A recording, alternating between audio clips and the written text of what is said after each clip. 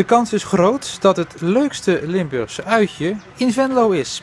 De ANWB heeft 4 Venlose uitjes genomineerd dat door het Nederlandse publiek is uitgekozen.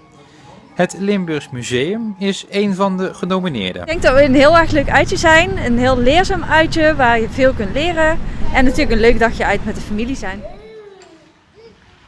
De kasteeltuinen kwamen uit een diep dal, maar heeft een goed seizoen achter de rug. En werd in de laatste week verrast met ook een nominatie. Ja, we hebben inderdaad de laatste 3 jaar heel hard aan gewerkt om weer richting de top te gaan. En dat lijkt goed uit te pakken.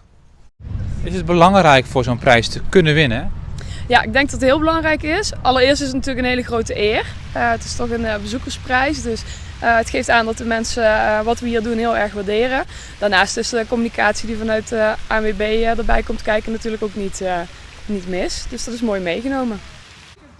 Voor Speelpark Klein Zwitserland is het de 4e keer dat ze in de race zijn voor de publieksprijs en willen niets liever dan winnen. Ja, we zijn al 4 keer genomineerd en willen natuurlijk echt wel eens een keer gaan winnen, dus stem op ons. Ja, wat hebben we ervoor gedaan? We houden een Spark goed op de hoogte met verschillende activiteiten her en der, zoals nu met Halloween zijn we bezig. We hebben verschillende avonturenuurtjes zijn er afgelopen jaren bijgekomen, dus we bieden wat extra's voor onze gasten.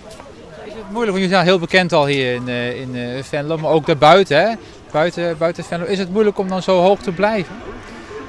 Ja, toch wel. Maar we merken wel dat we meer gasten krijgen uit de verdere streken. En ze vinden het helemaal prachtig. Vooral we hier helemaal in het groen zitten, dat zien ze daarboven natuurlijk niet zoveel.